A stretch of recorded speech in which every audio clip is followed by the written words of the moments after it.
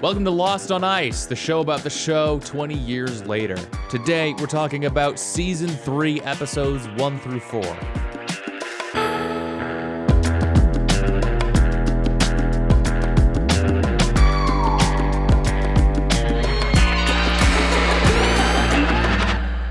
I'm Will. Also here is Ben, and you can watch full episodes of the podcast on YouTube. Ben and I also release a bonus hangout show every week that can be found at patreon.com/drskeleton. We're back here in Season 3, Ben. It's been a little bit, peek behind the curtain. We've recorded a few episodes ahead of time. You and I haven't talked for the longest time that we've ever done the podcast. I've missed you, man. I'll just say that. I don't want to get into the Lost stuff, but I just missed you. I went to the Lost Island. I had to... For some answers. Do a pilgrimage, yeah. I wanted to figure out the rest of the story ahead of time. Mm-hmm. Have you ever been to Lost Island, Iowa? Lost Island, Iowa. Yeah, it's a water park. Is that what you call it? Yes. I'm also mixing it up with Lost Nation, Iowa. We've also got Lost that. Nation, Iowa. What is that? That sounds like a white nationalist thing or something. Oh, no. It's close to Makokata. Have you been to Makokata? No, but I've heard of that. Okay. Yeah, there's like 400 people who live there. Okay. Sorry to those people, if that's a place. It's a place. It's kind of it goes unnecessarily hard for a place name for 400 people who live here in Iowa. Well, we're back in Season 3. We're talking today about episodes 1 through 4. The bunker and the countdown are gone. Yeah, that's true. I gotta admit though, it blew up or it blew in. It imploded. I'm missing that quite a bit. I thought that was really cool. It seems like it'd be hard to stretch that particular mystery out over the rest of the show, but it was scratching a very specific itch to me. There's like a retro computer without a specific purpose. There's mystery around Severance. I think you watched some of that. Maybe not. Yeah. Okay. They keyed on this exact thing too, and that's one of my favorite shows. I don't know, something about it. I really dig that. Season 2 started off really strong for me. And so far, Season 3 is, I would say, significantly less compelling to me. But sure, we'll see. I feel like they nerfed Michael Emerson quite a bit. It's these episodes we're going to talk about today it's a slower start to the season, but it's difficult. Okay. I don't know. It's difficult. We were given 5 stars out on some of those early Season 2 episodes, so it's kind of difficult to compete, But whatever. Yeah. We'll see how it goes. Well, let's jump in. Season 3, Episode 1, A Tale of Two Cities. Air date October 4th, 2006. Directed by Jack Bender. Written by J.J. Abrams and Damon Lindelof. This is J.J.'s first writing credit since the pilot. They got Big Dog back in the saddle. Called him in for Season 3, Episode 1. What's going on the island? Is that how you do it? If you're a writer, you're just like, what's been happening? I've just been raking in the checks every month. All right, catch me out. A little walk and talk. Yeah. Damon, you guys, talk to me. You kept Jack around. I made him a very annoying character. I figured you guys would kill him off. Charlie is here too. You guys were not picking up on my. You guys are hints. Screwing up. Mm-hmm. The episode opens with a flashback showing Juliet Burke in a suburban home where she hosts a book club meeting. One of the attendees, Adam, the shitty book club member, is absolutely crapping all over the book selection that Juliet shows. I thought that was a very interesting scene. It could be telling. He says that the book it's like a Stephen King book. Do you know what the book was? I kind of didn't have the place of mind as you taught me last season. No, I did not have the place of mind. Wait, what is it? That's what you keep saying. Presence of mind? Yeah, presence of mind. I think I switched back because I said that in my real life again. I said place of mind in my real outside the podcast life. So I'm really overthinking it now. So it's presence of mind? It is presence of mind. Yep. Fine. But so this book club guy, he's saying that this book is bad art. He's saying it has no metaphor. It's only plot. And I thought that was interesting. I think that there's probably some meta stuff going on here where people are like, knock it off with the spirituality stuff. Knock it off with this like weird stuff. Just show me what the mystery is, or show me more mystery stuff. And like that's the writers there saying like, listen, this is metaphor. It's bad art if it was only plot. That's my read on it. Have you read a Stephen King book before? I feel like he's kind of based on the movies, all the movies that he hates that are made about his things. I feel like they're pretty strongly metaphorical. Was Stephen King, did you see Stephen King? Was that a name on the book? It was. Oh, okay. That's what I saw. Maybe I missaw it. I'm not pulling that from the Wikipedia. I think I remember seeing Stephen King. I understand, like, he's respected as an author. I mean, that's not sounded like it's obvious, but like, it's not just he's not just shitting out pulpy nonsense. Like he does genre stuff, but it sounds like there's other stuff going on. And then I mean, of course, I've seen the movies, some of the movies that have been adapted, and like there's some goats in there for sure. Sure. But he always seems to have some problems. Like The Shining. He hates The Shining. Hates The Shining. Yeah. But anyway, we see this flashback, and then their discussion of this book is interrupted by a sudden rumbling, and everyone rushes outside to see Oceanic Flight 815 breaking apart in the sky. When we see Henry Gale, or who we previously knew as Henry Gale, whose real name, I guess, is Ben Linus, he directs Ethan and Goodwin to infiltrate the survivors and report back. The camera zooms out to reveal that Juliet's suburb is a part of that island, underscoring the extent of the other's hidden infrastructure. I would not have called that a suburb. I think it's not a suburb. If it's part of the island, it's just Juliet's house and houses around it. It's a little bit of a... suburbs may be the wrong word, but like as a shorthand going, like they've got a little neighborhood. They've got a little Jonestown society going on. It's like a little Jonestown vibe. That's in my mind. That's much better. Yeah. Yeah. Ben's a little like, I guess I was invited to the club or something in there. Yeah. Is he a little zinger? A little bit of a zinger. Yeah. What if a guy looked up and saw 9/11 happening to his little island? But he had a little zinger. Well, it does seem like. Do you think anybody on real 9/11 looked up and said, "Oh, well, I guess I'm not making it to my flight today"? Yeah, exactly. That's gonna leave a mark. Chill out, dude. Yeah. I had to hold this inside when we talked about it a couple seasons ago, 1 season ago, whatever, when it came up, all of the discussion about 9/11, probably 1 episode ago, but all the other episodes as well, when we've talked about 9/11. And do the people on the island know it? But a little spoiler alert for 15 to 20 minutes from now, we get some of that. Who are you, Desmond? Covered. Yeah. Well, okay, whatever. We'll get to it when we get to it. But yeah, 9/11 happens to the island. You can see a little bit into the future, Ben. Yeah, 9/11's coming back in a big way. We're going to be talking about it. Yeah. It sounds like they have a procedure, like or at least like, Ben is able to capitalize on the, or seize the opportunity. He's like, all right. Like go to your stations, like infiltrate them, do this XYZ. So maybe this has happened before, or maybe this is an event that they've prepared for. They've Not sure.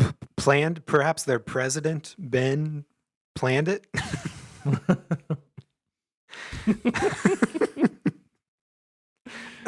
Perhaps. They blow up one of their neighbors' homes. Building number 7 in the suburb. In Jack's flashbacks, he is shown going through a tumultuous divorce from his wife, Sarah. Desperate to find out who she is seeing, Jack becomes obsessive, even stealing her cell phone to call every number on it. He discovers his father, Christian's number, and assumes Christian is involved with Sarah, leading him to confront and physically attack his father at an Alcoholics Anonymous meeting. Yep. Love to see Christian Shepherd, though. We do love to see him. Always on his side. Every time it's fun to see him. No complaints from me. After Jack's arrest, Sarah bails him out, explaining that she spoke to Christian only to seek help for Jack, who she believes constantly needs something to fix. She leaves with another man, not Christian, revealing that Jack's accusations were perhaps misdirected. Or definitely misdirected. He's not involved with Christian. Yeah. Yeah, he's being a damn freak, dude. I don't know. Julie Bowen's trying to shake a bad man. Yeah. Jack's always angry, you know? He's a weirdo. Always angry. Yeah. Take from your dad. Have a drink every once in a while. Chill out. Consider becoming an alcoholic yourself. It seems like it would do you some good. Worth a shot. Meet some people at AA. Back on the island, Jack, Kate, and Sawyer find themselves imprisoned by the others. Jack is held in the Hydra station where Juliet questions him, showing knowledge of his personal life. Attempting an escape. Okay, let's talk about his surroundings. He's like in this like dingy, greenish, it seems like a display of some sort. I mean, we find out later like what the room is, but it's like laboratory-like. It's odd. There's chains on the ceiling. It looks to me, it looks like, where you keep like a monkey or something like that. Yeah. It's a little big for that, bigger than you would normally expect, but it's that kind of vibe of you got like the bulletproof glass so that you can keep something that might be a little crazy monkeys with guns on one side. You can be safe from the monkeys with guns. Yeah. Yep. And attempting an escape, Jack threatens Juliet, demanding she open a door. He like holds like a shard of a plate up to her neck when she delivers him food. But Ben intervenes, warning that it could be fatal. Jack opens that door anyway, causing the hallway to flood. Juliet helps him shut it, and later she shows him a file detailing his entire life. You couldn't do that. They couldn't shut that door. No, absolutely not. That door is not getting shut. You're dead. Is this? It's not in the Wikipedia. Is this where? No, never mind. It's next episode where they actually go through like the real events of the real world. Okay. Yeah. So when Juliet asks if Jack has questions about Sarah, he simply asks if she's happy.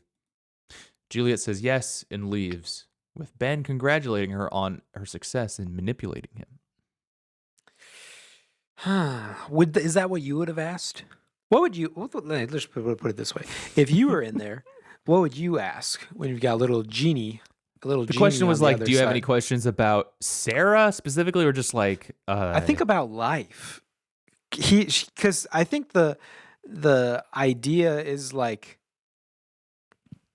we got a lot on you. We're CIA level stuff on you, interested level stuff on you. Like, we can answer some mysteries about your life.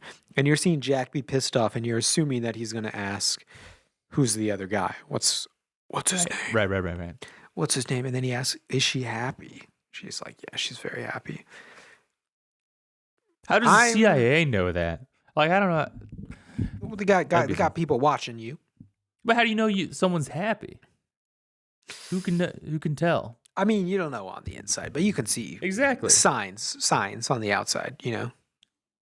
Chilling. Is somebody looking like they got a good vibe most of the time? They're flashing the thumbs up all the time. I think they're good. Yeah. They walk out every day.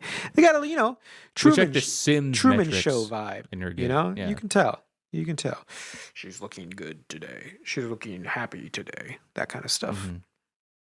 What would Eagle you be has asking? left the nest and is happy. What would I ask? About like the outside world. I know what I'm asking. What are you asking? I have no idea. I'm asking about 9/11. Tell me more. Well, it's not about your life unless you're confessing to something really exciting here on the podcast. I guess that's true. It's not about my life. I don't know. I don't have any questions if I can't ask about that. They got that son of a bitch, right? They got... Please tell me they got Bin Laden. He's going to be... I can't remember when the show ends, but I think Bin Laden's safe for the entire duration of Lost. Because they don't get him until Obama. Yep. Why'd you say it like that? Very nice. All right. Okay. This is good to be back. Meanwhile, Kate is coerced into a breakfast meeting with Ben, who ominously warns that the upcoming weeks will be difficult while Sawyer navigates the puzzle-like cage he's locked in. I thought that was very... does he say it in this? Yeah, I did all those things so you'd have something nice to hold on to these next couple weeks. That's a good-ass line. It's a good line, yeah. It's a little unnecessary Bond villain line. It seems yes, it's very like villain mode. But like it is, yeah, it's a good line. It falls a little short when you see what Kate ends up doing the next episode, though. I mean, I know it's not the full couple weeks, but if you're Kate, like one half day to one day later, and spoiler, she's splitting rocks with Sawyer. You're like, okay, that was a little. Yeah, you make it sound like you're about to like Bond villain. Peel all my skin off or something. Yeah, or I don't even know. Yeah, make you do something. Crazy. You've got to go do 9/11 now. That kind of thing. But whatever. Yeah, and Sawyer navigates this cage. He's locked in this puzzle-like cage. He's finds out it zaps him, and he presses this button. You got to push this lever down. You got to hit this other thing. I don't know, and then eventually it'll spit out a bunch of like kibble and a fish biscuit. And play a little bit of a song. Yeah, I like this bit. I remember it from when I watched it the first time. I think it's kind of funny watching Sawyer figure it out and get pretty stoked, and then the one of the others, Zeke or whatever, gets him with a little zinger as well. It took the Bears half an hour. I wonder, do you think JJ parachuted in and was a little bit like, listen, we gotta set Sawyer straight here a little bit, like put him back on the right path. Like he's supposed to be like I feel like this season, in these 4 episodes that we watch, like, I'm back to liking Sawyer. He's got some good moments throughout these. Do you think like JJ was thinking, you took my character a little bit the wrong direction there for a little bit in season 2? Maybe. We'll have to see how he unfolds, but I get what you're... Okay. I kind of get what you're saying. I have an observation from my vacation that I've just returned from about this. Oh, okay. Okay, it is related. Yes, it is real. It is. I realize, but I will elaborate on this more, I think, in the future. Well, I need some more things to unfold, and I need some more specific examples to show to you. Maybe I'll even bring a clip. I think that Sawyer and the actor whose name is now Josh Holloway is kind of doing a Humphrey Bogart impression.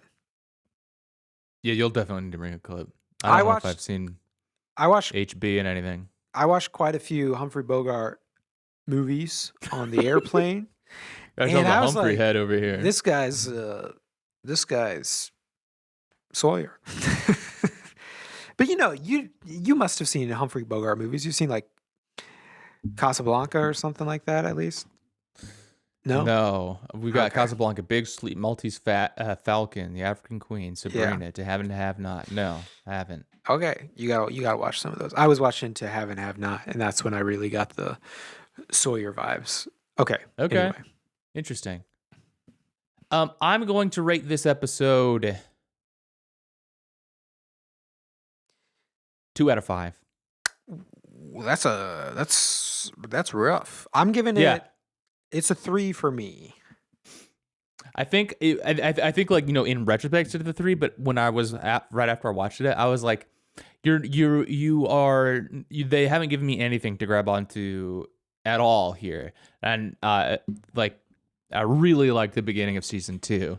Like we got this whole new thing to explore, and I don't know, for some reason, just like, okay, we just got like these guys being mean to these guys now. I don't know. That's not like that. Whatever. I don't know. I just had that reaction. 2 out of 5. A Tale of Two Cities. Is that the book or the Dickens book that Desmond never read, that he never got to? Possibly. Can't remember. All right. Obviously, it is a Dickens book, and Desmond was holding off on reading one book by Charles Dickens. That's a big one to hold off on, if so. But I guess it's, yeah.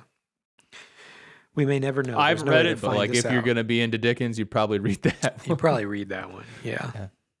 Let's talk about season 3, episode 2, The Glass Ballerina, airing October 11, 2006, directed by Paul Edwards and written by Jeff Pinkner and Drew Goddard. It's a Sun episode. It's a Sun episode. The episode opens with a flashback showing a young Sun breaking a glass ballerina and blaming the maid, despite knowing this would lead to the maid's firing. As an adult, Sun has an affair with Jay Lee, and he gives her a pearl necklace, which she refuses to keep, fearing that her husband Jin might discover it. Damn. So Sun was cheating. She was. We thought, there's a little bit of the fake out where she showed up to the hotel room before. It's like, oh, she's just there for some English lessons, but turns out she was there for something else as well. Maybe that was a little JJ rewrite too, and he's like, nah, she's fucking him. That was always the plan. Later, Sun's father discovers the affair, barges in on the two of them, and orders Jin to take care of Jay without telling him what's going on, suggesting that he kill him for allegedly stealing from the business. However, Jin cannot bring himself to commit murder and instead tells Jay to leave the country. Just as Jin leaves, Jay's body falls onto the car, clutching the pearl necklace, implying he died by suicide. At Jay's funeral, Sun confronts her father, asking if he'll ever reveal the affair to Jin, to which he responds that it's not his place to tell. Yeah, so Sun's past is a bit more complicated than we may have thought. She's kind of been this character that, we've always rooted for uncomplicatedly for the most part, right? Like there's nothing to complicate like us like cheering for her. But now she's enemy number 1. Now, yeah. No, it's not what my implication was. But like, yeah, there's more wrinkles in this character's backstory. Yeah. It's rough. I can't place him, and I don't want to look it up because I want to. Sometimes you see a person. I can't place the dad, but I know that I've seen him before. And something other than when I watched Lost for the first time. I've seen him in another movie, but I don't want to look it up. I want to be able to figure it out on my own. Eyes. He does. Yes. Yes. True. On the island, Saeed's son and Jin debate their next move after Jack's group fails to appear. They decide to sail in their boat that they had took from Desmond to a new location and create a signal fire to ambush the others. However, Ben Linus orders Colleen and her team to capture Saeed's boat. Colleen, I feel like we're seeing more and more Deadwood characters pop up. Mm. You watched that. We watched that together, right? I've seen part of it, yeah. Okay. It was airing at the same time. It only aired for 3 years, 2004 to 2006. Wow, it looms so much larger culture. But anyway, yeah, Colleen is in that. In another episode, we see, Saeed's old girlfriend, baby mama, perhaps. And other characters throughout, but yeah, Colleen is there. Ben Linus orders her and her team to capture Saeed's boat. The others sneak aboard, and Sun, who is below deck, accidentally shoots Colleen in self-defense before escaping overboard. I don't think she accidentally shoots her. I feel like she blows her away. I think she shoots her. Yeah. Yeah. It's actually really funny in the next episode when they do the previously on Lost. They cut it a lot tighter. And when Colleen's like, we're all good right now, but if you shoot me, we'll become enemies. And then instant shot. Bam. Yeah. Emptying 7 rounds into you instantaneously. Yeah. Nice. Yeah. That's exactly what I want. I mean, okay. I'm anticipating watching this season, like, okay, we've got this like these few episodes that we've seen so far, like setting up like, yeah, the others are doing like villain shit to these characters. I'm anticipating there's going to be some kind of like twist or something that like puts all of this into perspective, that like, okay, not necessarily that like the others are like actually kind people, but there's like some sort of reason for what they're doing, and like we see a little bit more into like what they're what they're on about. I'm anticipating that's coming.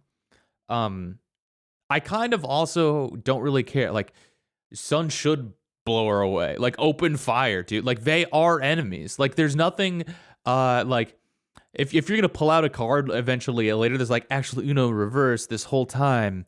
It's been good. Like, all of these things that we've been doing. All that, I'm like, I don't fucking care. There should have been. Tell us up front. Exactly. Tell us up front. You're being enemies. I don't care if you like. You're literally being enemies to me right now. So I'm gonna open fire on you. Did Sun get the gun from Colleen? I can't remember. Or did she have? I think she already had it. Did Colleen have a gun? Did the other people on board had a gun? I think so. Yeah, I think so. Yeah. They fired at the shore at the dock, but yeah, I think they all had guns. Okay. Nah, if you got a gun, I can shoot.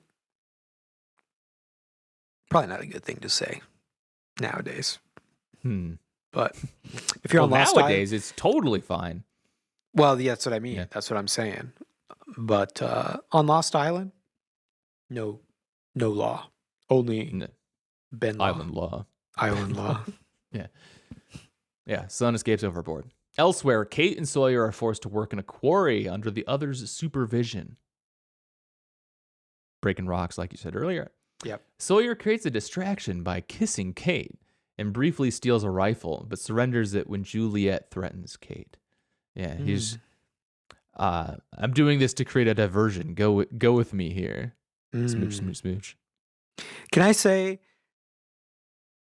as more others are being revealed, it's very convenient that nobody's overlapping names yet, Very convenient little TV thing, I know it doesn't quite work this way, but you're familiar with the birthday paradox. Is that what they call it? I can never remember. The birthday paradox. It's The kind of that problem. birthday problem. That kind of, not a paradox, but that kind of situation of, I know it's not the same, but like you get You get 20 enough people 20 people in a room.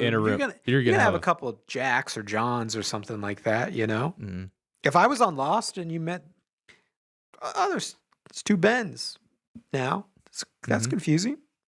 That's a little confusing.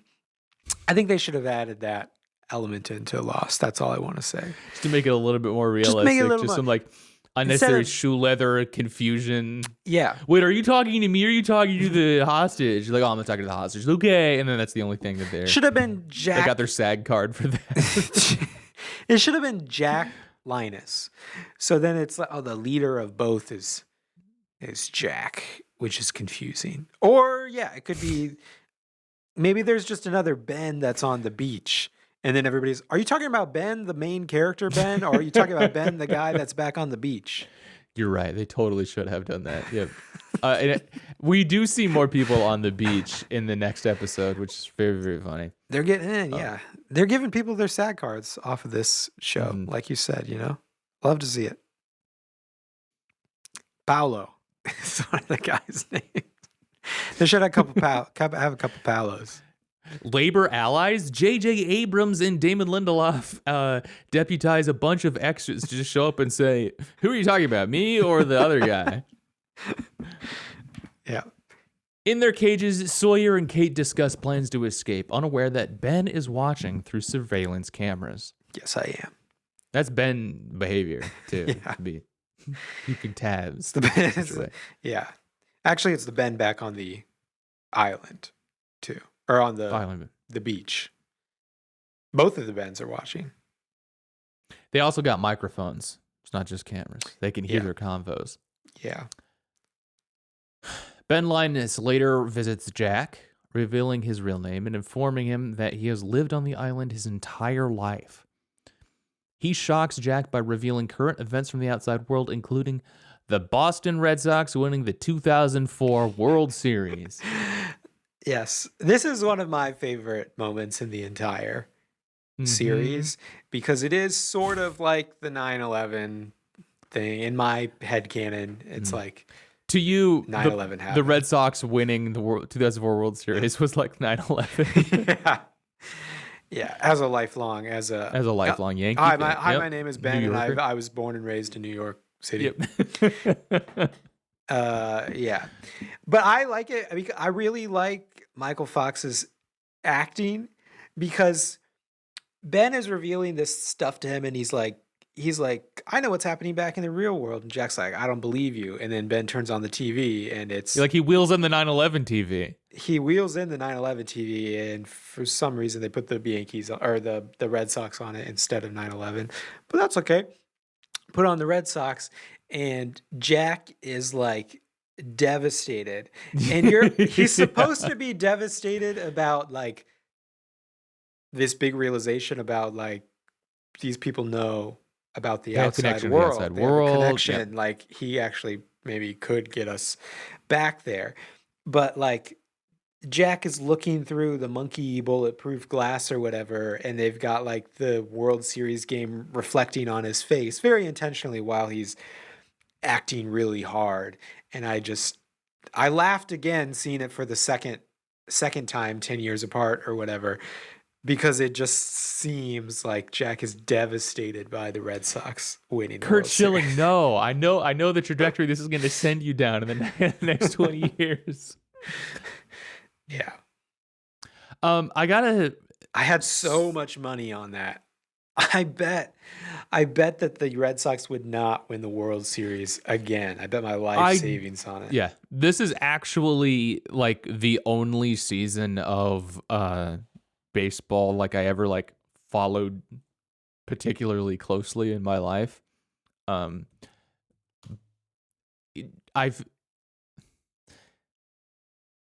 Red Sox finished 98-64.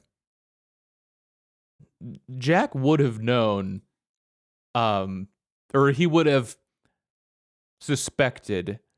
It wouldn't be crazy that the Red Sox made it to the World Series, right? Like it would have been like Like they're actually doing pretty well this year. But okay, I thought about that too. But Ben also reminds them that they've been on the island for 69 days, which LOL. Mm-hmm. They've been on the island for that's how he said it too. 69 days high is five broke character for a second. Yeah. 69 days is a big part of the season though. 69 days out. It's not, but like, like they would have had a promising first half of the season. Sure, that's true. But a big thing about the Red Sox curse is that it's not that you suck all season long. Yeah, you just always choke miss out. And stuff like that. Yeah, That's fine. Yeah. The other things that Ben Jack's tells, also from Los Angeles though, right? Or did he he's come from working Boston? in LA. He's I don't know working if in we've LA? seen like where he's from. Maybe he I don't was know. from like, I mean, he's a TV show guy, so maybe he went to Harvard or MIT or something like that. But Yeah, maybe he is a Boston guy. He could be a Boston guy. could be. But yeah, he's living in LA. Come on. The other things that Ben Linus tells Jack that has happened, that George W. Bush has been reelected and Christopher Reeve has died. Yeah. The other two. Which I'm familiar with both of those things. The Christopher Reeve one doesn't follow. Or like it doesn't seem like that big of a thing now. Would you really care? Well, he died at 52. I guess that is a young age to be dying. But is that the biggest thing in the world? If it was 9/11 happened, obviously you're going to say 9/11 just happened. But Christopher Reeve already know about 9/11. Yeah. And also George W. Bush was reelected. It's like, yeah, there's like a 50% chance that he was reelected, basically, Mm-hmm. He was. He could have been bluffing that. Yeah. Yeah. It could be like, if you were Donald Trump was elected for lost 2020, 2016 or whatever, people would be like, are you serious? Are you for real? But that's a little bit more surprising because of how people felt back then. But did people really think that George Bush wasn't going to? You got to give him something. Not the bigger. biggest surprise, no. Give me a surprise. Give me a surprise. What would be the surprising thing that happened in 2004, late 2004? The Red Sox is the perfect one, but you got to come up with two other ones. I don't know. What if you were like, we found Osama bin Laden, and then you're psych, 2 truths and a lie. Actually, that would have been better. Play 2 truths and a lie in that moment. You're like, we got Osama bin Laden, 9/11/2 happened, and the Red Sox won. I guess that's 2 lies. You said 2 truths and a lie. 2 lies and a truth. 2 lies and a truth that you're like, damn, those all sound like lies. Or maybe they don't. I don't know. All right. I'm going to give this a 3 out of 5. This is more interesting than last episode. I'm giving this a 4, actually. I like this. Okay. For mostly that stuff that we were just talking about that I was making fun of. Totally tracks with you all the way. Yeah. Yeah, I don't think we've seen any of the. Never mind. Okay, we haven't seen like the main beach people, right? Not quite yet, or not the main survivors. The crew. We just seen Saeed's son and Jen. Yeah. Yeah, not much. Yeah, not much at this point. I don't think. Yeah. They're kind of absent for these first 2 episodes, and then they come back. This episode of Lost on Ice is brought to you by ourselves. Thank you for listening to the podcast. It's great to have you here. If you'd like to support us, please consider subscribing to our YouTube channel. Thank you so much for listening. Let's talk about season 3, episode 3. Further Instructions is the name of it. It aired October 18th, 2006, which was my dog Pete's birthday. It was directed by Stephen Williams and written by Carlton Cuse and Elizabeth Sarnoff. Any relation?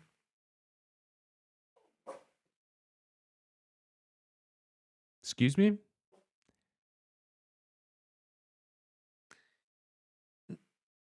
Never mind. All right. I thought that was to the Boston Bombers? Is that where you're going?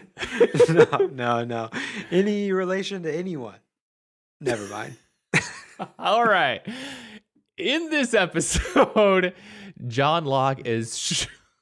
I just like the idea of saying any relation to anybody, any random name you hear. That's great.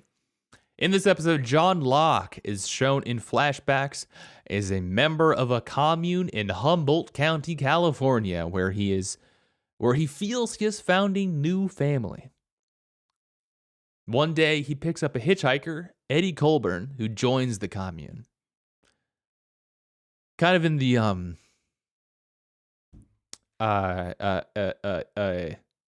what's Aaron Jesse. Paul's name in thank you. Jesse mold. Plemons. Sure. Well, yeah, what is that guy's last name? Pinkman. In that show? Pinkman. Pretty close. Yeah.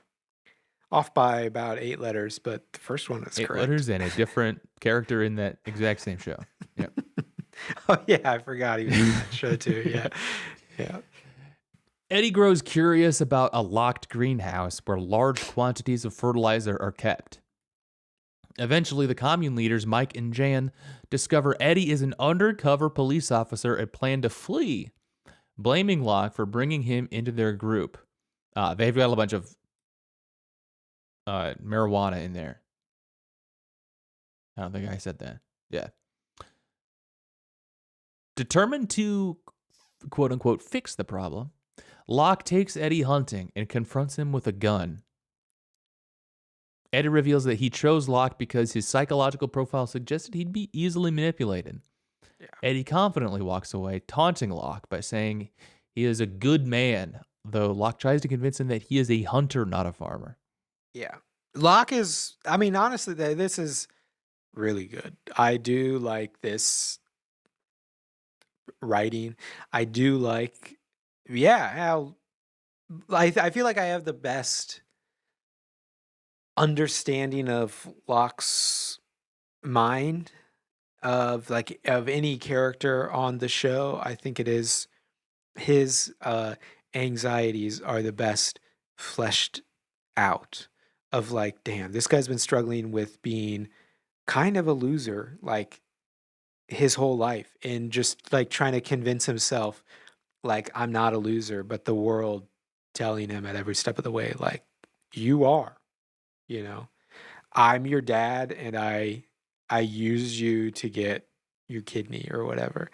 I'm an FBI agent and I picked you out of a lineup as the guy I was going to con because you were the easiest person to con, all that stuff. It's pretty good. Yeah. On the island, Locke wakes up in the jungle after losing his voice. He sees Desmond Hume running by, naked, and soon encounters Mr. Echo's stick, which fell from above. Locke builds a sweat lodge, recruits Charlie to stand guard at the entrance of it, and enters a hallucinogenic state.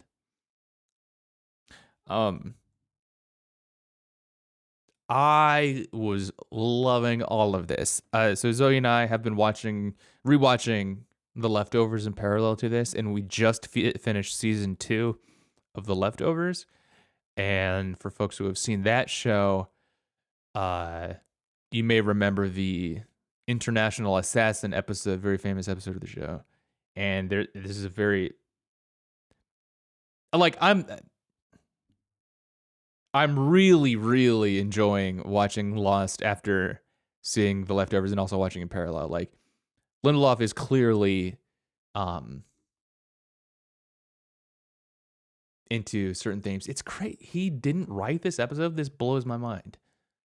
He was at least show running it though, right? Anyway, this episode of Leftovers is follows a very similar entering this liminal space and accomplishing this mission that's metaphorical and these different things. Anyway, I'm really into it, and it's cool to see like the same parallels in the across the different works. Locke, in this hallucinogenic state, encounters Boone Carlyle, who guides him on a vision quest at an airport where he sees other survivors and is told that he needs to clean up his own mess. Boone warns Locke that they have him and there isn't much time, referring to Echo. Locke exits the lodge and, after regaining his voice, decides to rescue Echo, whom he believes was captured by a polar bear. A lot going on. Yeah. A lot going on. I have a little polar bear myself who has joined. You do. Recording. Bong Bong has joined the podcast. Little dog. Very good. Yeah. I like Boone showing back up. Yeah. It always makes me wonder, how do they contract that stuff for you? Are you happy when you're written mostly out of a show, or written out of your, weekly main character slot on a show, and then they are like, we'll use you like once a season or something like that? Does that make you happy? Or are you like, damn, I wish you would have kept me in the show? It probably varies. I think it's I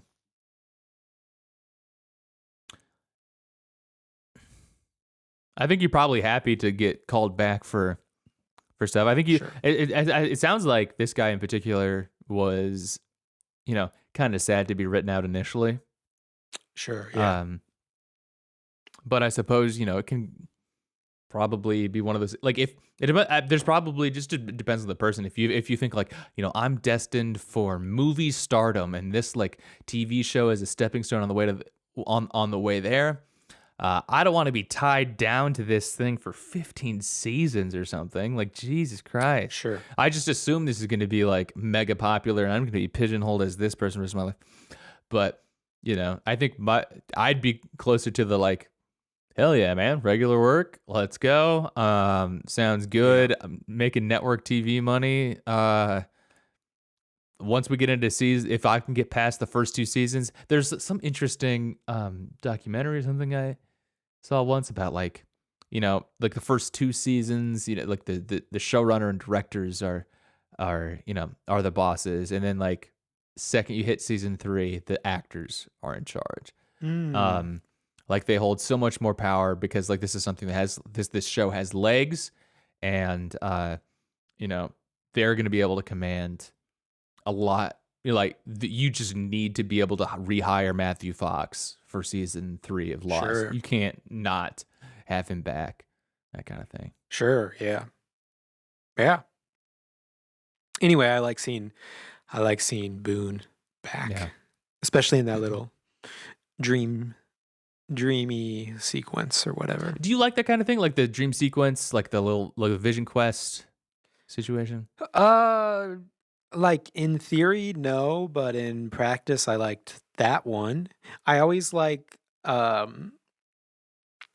because I like to do it. I like imagining. I like characters imagining, little what ifs, and I like the little like permutations on things. I don't know what's a better phrase for it, where it's like, oh, I'm seeing all of my possible futures or something. Well, all of my like island friendos at the airport, and like, oh yeah, Hurley's there, but Hurley's it's just kind of like dream logic of like, Hurley's there, but he's a flight attendant person, and do you know what I'm talking about? Yeah.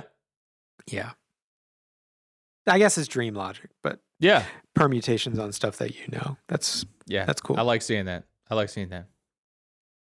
So Locke and Charlie track Echo, discovering signs of the polar bear. Along the way, they meet Hurley, who tells them that Jack, Kate, and Sawyer have been captured by the others, with Henry Gale, Ben, as their leader. Locke eventually tells Echo in the polar bear's cave, he eventually finds Echo in the polar bear's cave and rescues him. CG Bear is back. so far the show is batting 1,000 for like Russell in the bushes turns out not to be a threat. Like at no point has like the threat emerged from the bushes. Mm-hmm. So actually, maybe in the pilot, like it actually pops out and Sawyer shoots it dead. But like, I feel like we've gotten 5 fake outs to 1 actual bear emergence. Yeah. An unconscious Echo briefly awakens and tells Locke that he must save Jack, Kate, and Sawyer while Charlie is not there. Back at camp, Locke announces to the survivors that his plan to rescue the kidnapped members, echoing a speech that Desmond previously mentioned to Hurley, leaving Hurley with an eerie sense of deja vu. Yeah, Desmond's like, "Oh, don't worry about it. Like Locke's gonna go after them. He said so in his speech." But he hasn't said his speech yet. And I wrote down my notes. I absolutely called it time stuff. I knew it. We're gonna be doing time stuff. Mm. I'm glad that we didn't see any of the main gang here. For some reason, that stuff was really not grabbing me at all. Like I mean, and by that I mean like Jack and Kate and Sawyer. Mm. I loved this episode. I'm actually gonna give this a 5. Oh, interesting. I'm giving this one it's like a 3 for me, to be honest, but you're making me rethink it. But yeah. No, it's okay. I think it's a 5 purely off of the strength of like the vision quest, like liminal space, being in the airport, seeing all that like weird dream logic stuff. Like that stuff just works super well for me specifically.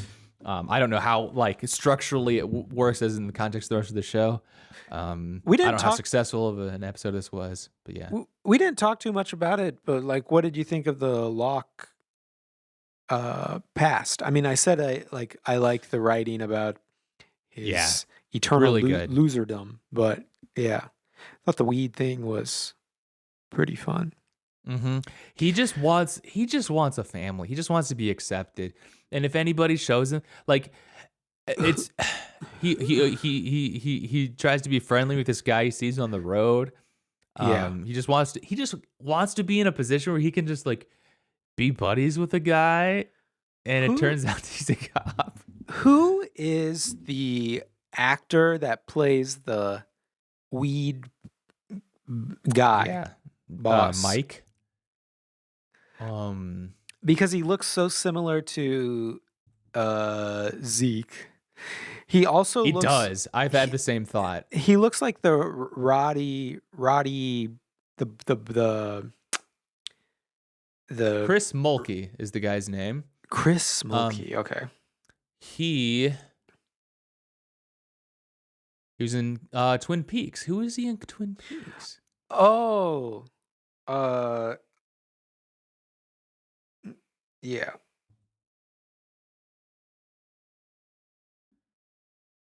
Oh my gosh. IMDb is a bad website, man. I've been kind of like thinking we should watch Twin Peaks next. Hank Jennings. Yep. Sure. Okay. Yeah, sorry. I don't know why that was so difficult to place. Yeah, we got it. Anyway, yeah. He's got a great face. Something where like he's a guy that he's like instantly familiar even if you maybe haven't seen him before. Which is kind of a weird thing to say because you have seen him before. Just probably haven't noticed it. Yes. He looks very similar to Roddy Piper as well. Do you know who that is? The Roddy Piper. Oh, okay. Sure. Nice. For what's the movie? They Live is the movie that he's in, but yeah, he's the wrestler. Yeah. Good call. Good pull there. All right, let's talk about episode 4, season 3, episode 4. But I guess I agree with you. I really liked Locke's past stuff. Great story. Yeah. Okay. Season 3, episode 4, Every Man for Himself. This aired October 25th, 2006, directed by Stephen Williams, written by Edward Kitsis and Adam Horowitz. In this episode, flashbacks reveal Sawyer in prison, where he manipulates a fellow inmate, Munson, who has hidden $10 million. Yep. Sawyer befriends Munson, warning him that the warden is trying to find the money. The warden, Bill Camp. Bill Camp? No, sorry. Duke. No. Bill Duke. Bill Camp is Duke. Different guy. And I was thinking to myself, okay, when I saw Bill Duke, I was like, oh yeah, hell yeah, my dude. Yeah. The famous one of the faces of all time. Director, famous actor, all that stuff. And I started thinking to myself, is Bill Duke the most famous person who's on the show so far at the time of the show showing? Or is it still our man, Charlie?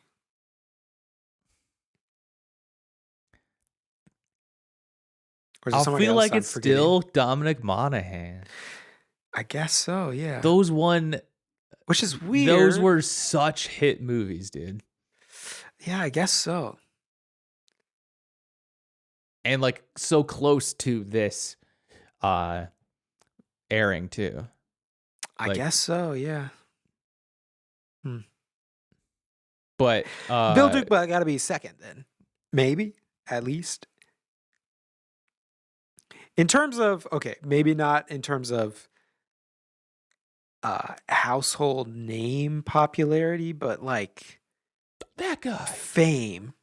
I don't know how to put it. Like earned fame, famous actor director. Maybe the most respected person, respected Hollywood figure, most respected person. Like whatever. Like but he's awesome, even though he only shows up on scene for about like 30 seconds total. Yeah. They had him for 2 hours that day, kind of thing. Yeah. But like, towering performance in the movie. Like, really great role. So Sawyer, they actually do. Speaking of his height, they do have one awesome shot where, it shows how big he is, but also how small TV show characters are. Where they show him. They have this really wide shot, and it's kind of from above, and you just realize Bill Duke is like 1.5 feet taller than every single person in the scene. Bill Duke is dedicated to bringing quality edutainment to audiences around the globe. Is that what his website says or something? That's what his IMDb says. Yeah. What a legacy. The man leaves quite the... he's still alive.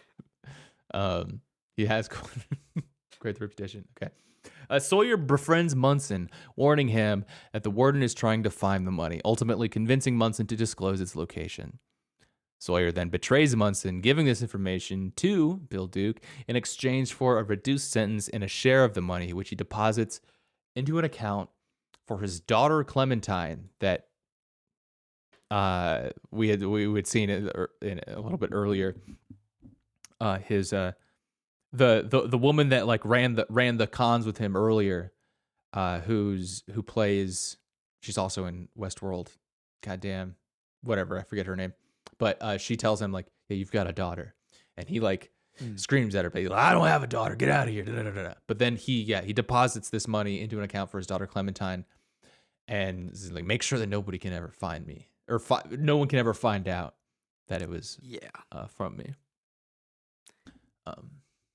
Clementine, you don't hear that name much more anymore. It's a great name. I like the name. It's not the worst name. I did have the thought to myself, this is kind of like it's kind of like the boomer version of naming your kid, like the boomer Southern version of naming your kid like Kyler, like a Gen X person naming their kid like Kyler or whatever. Why? It's just like a little, I don't know, it's a little off the wall, but in like not a super compelling way to me. Okay. I like it. You're making up names, I think. Okay. Use a if you don't have a good idea, use a classic. The warden sarcastically praises Sawyer for using deceit to secure his release. Yeah. Okay. On the island, or on Hydra Island, rather, Kate and Sawyer witness the others bringing in a critically injured Colleen who was shot by Sun the previous night. Sawyer, plotting an escape, plans to electrocute Danny Pickett, an other guard, using a water puddle and the cage's electricity. However, Ben overhears this scheme through surveillance, disables the electricity, and confronts Sawyer. He then has Sawyer strapped to a table where he is injected in the chest and later told that he has a modified pacemaker. If his heart rate exceeds 140 BPM, his heart will explode. As all pacemakers do. That's why we put those in our grandparents. Everybody's putting pacemakers in their grandparents because they're like, Grandma, if you need to settle, calm the fuck down. Calm down. We will take you off this planet if you do not chill out for these final 30 to 40 years of your life. That, I mean, which obviously, like, their TV logic, if someone did this to me, I would like instantly be like freaking out and die. Nothing would get my heart rate up by telling me I can't get my heart rate up. Yeah. It's kind of the opposite of, have you ever seen the Keanu Reeves movie, Speed? Yeah. Speed. That's a little better. You know, go. Or literally like Crank, right? Like he needs to keep his heart rate. Yeah. Gotta go fast. You know, Sonic mode is much more doable than gotta go slow. For the reason that you said, if you tell me that I gotta go slow, my heart's gotta go slow, my heart's gonna go fast. Sawyer later on looks at Kate's beautiful back. Just her back. I called that instantly, Tim. Watching this with Zoe, like we know that where this is going. Like he's gonna be just thinking about her and then. But he dumps, he does a little ice bucket challenge on his head. Doesn't that make your heart go faster? I feel like if somebody dumped water on my head, my heart would go faster. That's not cool. It would like shoot adrenaline and Dumping water on your head and that actually cooling you off is very much Three Stooges. Yeah, Looney Tunes ass logic. It's addressing like, damn, I'm just too horny. Let me plunge my head into this ice water. Yeah, kind of thing. And it all turns into steam instantly. That would have been funnier if it was just steamed him up. Yeah. Doesn't work that way. To reinforce the threat, Ben demonstrates with a rabbit. He shakes this cage and the rabbit dies from overstimulation, warning Sawyer not to reveal the procedure to Kate or else they'll do it to her too. Meanwhile, Jack is asked by Juliet to assist with Colleen's surgery. During the procedure, Jack notices x-rays indicating a spinal tumor in a man, which he later deduces belongs to one of the others. More like they tell that to us, unless he deduces from the words that the others tell him. Yeah. From the information that you've given to me, I think I've deduced. Real doctor. Real doctor mindset. Show up. Doctor's like, what's wrong with you? And you say, oh, my tummy hurts. And then the doctor says, okay, let me get your insurance information first, and let me think about that. I'm going to say you're having stomachicular issues. Penis. That will be $5,000, please. Yeah. Ain't that just a little bit too true? Colleen dies on the operating table. Yeah.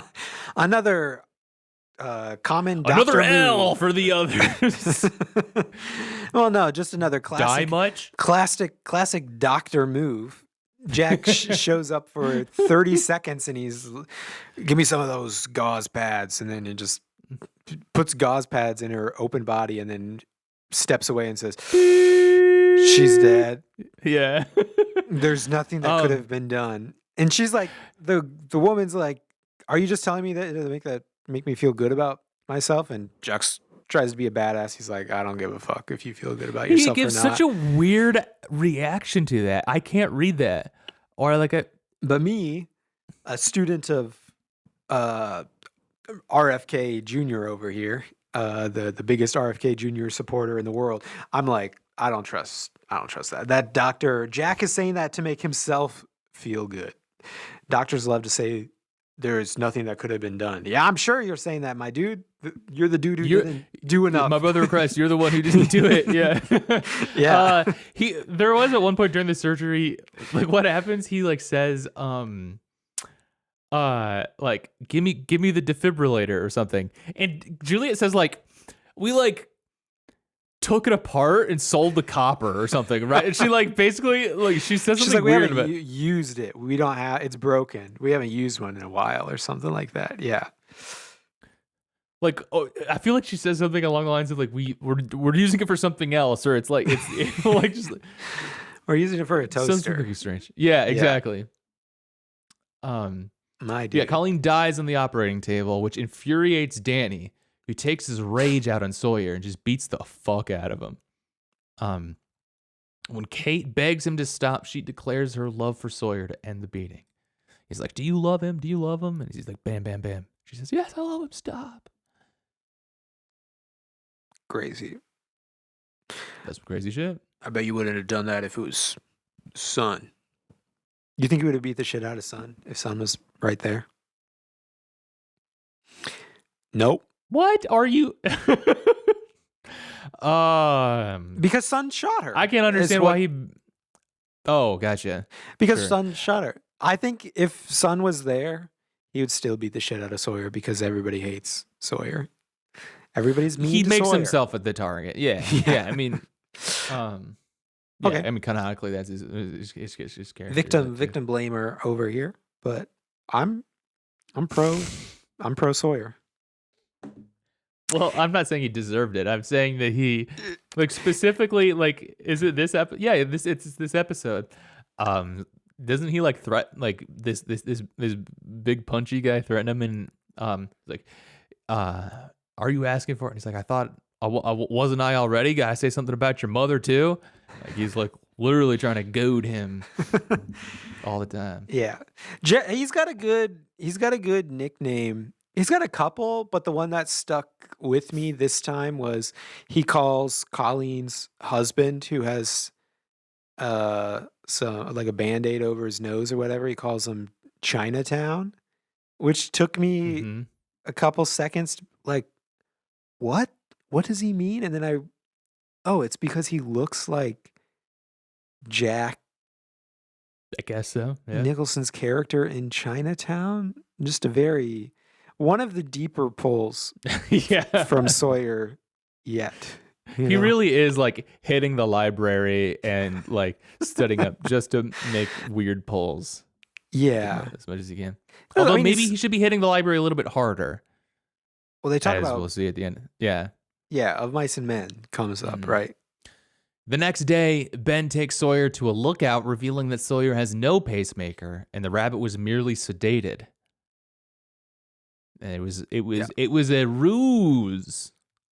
Ben shows him that they are on a separate, smaller island, making escape nearly impossible. Ben explains that to earn respect from a con artist like Sawyer, he has to con him first. I don't know why they went to all the trouble then just to like immediately like reveal that the pacemaker thing was fake.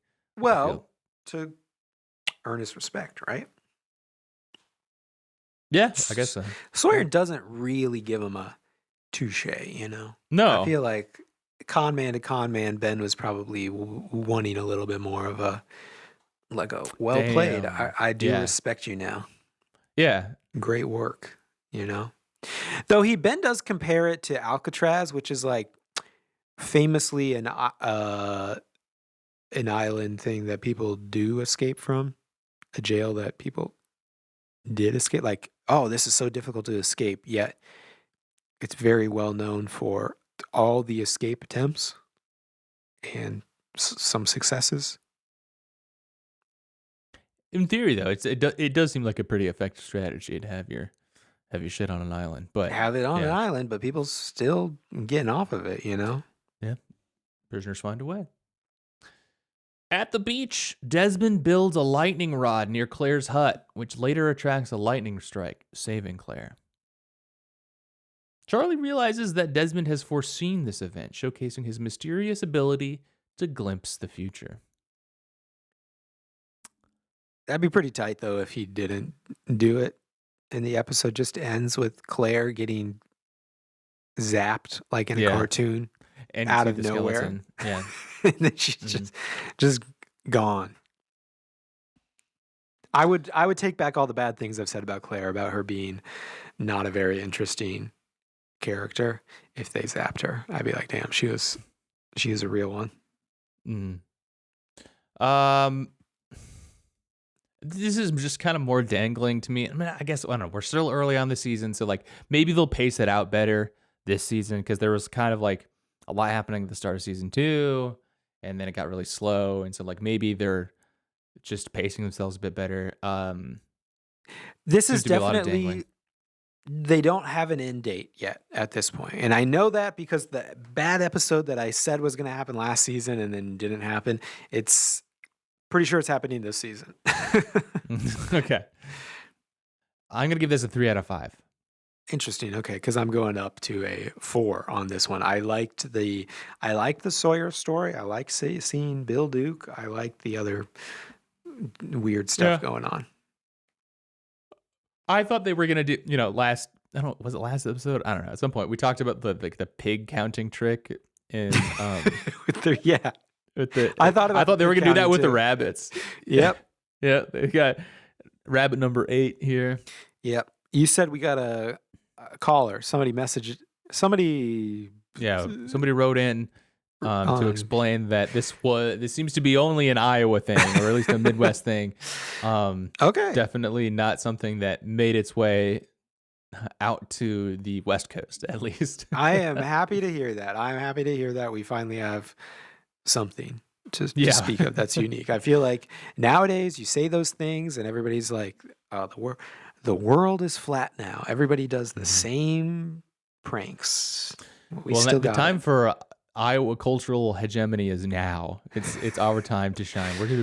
It's gonna be pig counting tricks from here on out, guys. Yeah. The other thing that happens in these last 2 episodes is we talked about a little bit earlier. We see new members of the island community. Yes.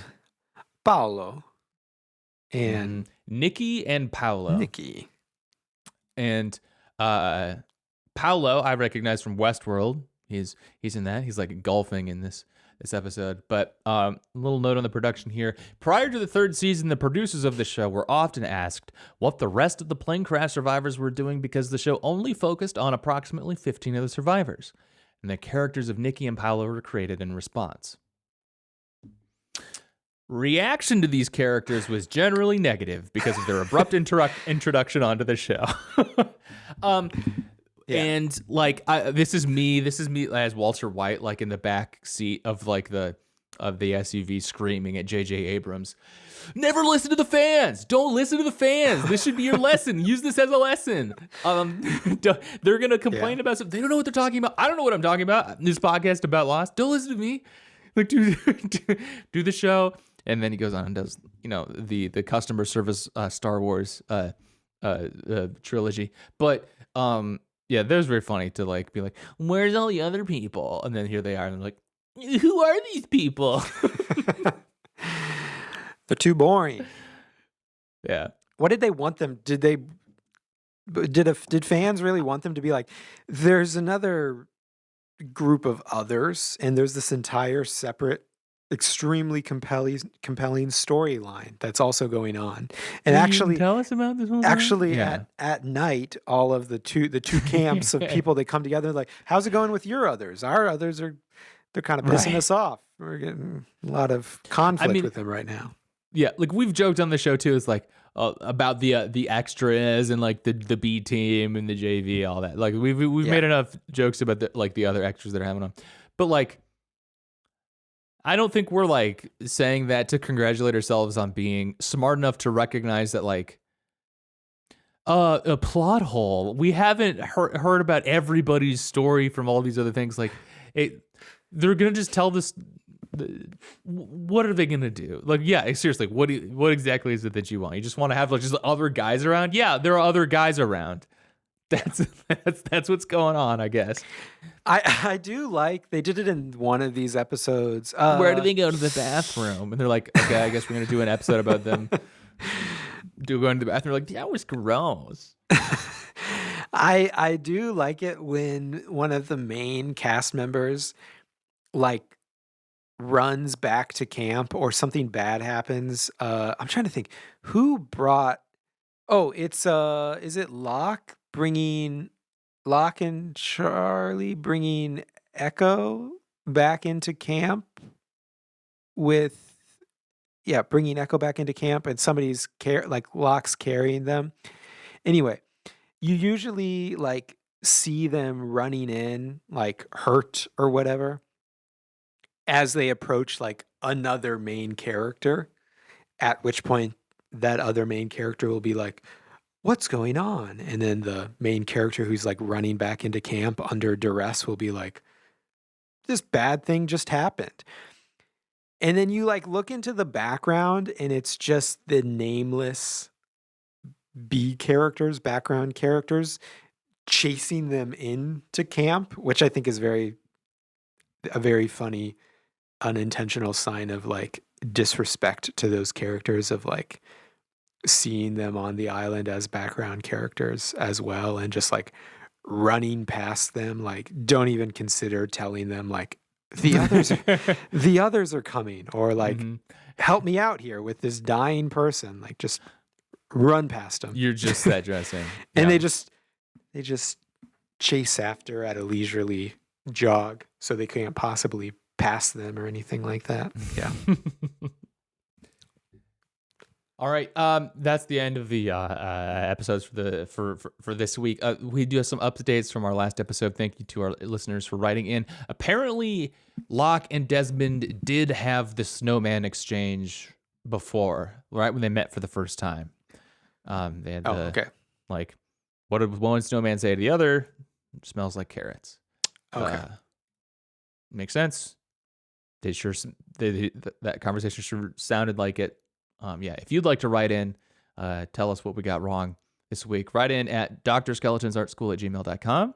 It's drskeletonsartschool@gmail.com. Comment on YouTube, comment on Spotify, whatever. You can find us. You can leave a comment on Spotify? Apparently. Interesting. I'll have to figure that one out. I got to leave some comments on the Kanye West songs. No, I think it's Kanye mostly West for songs. Podcast. For podcasts, okay. Yeah. Well, I'll check it out. I'll see if I can send some to musicians as well. I like the track. Would love to hear some more. Keep of this. It up.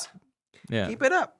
Kanye, please do this again. Kanye, I need you to stop being a weird white nationalist for some strange reason. He just needs to hear from you, I think, and then I'll be set straight. Yeah.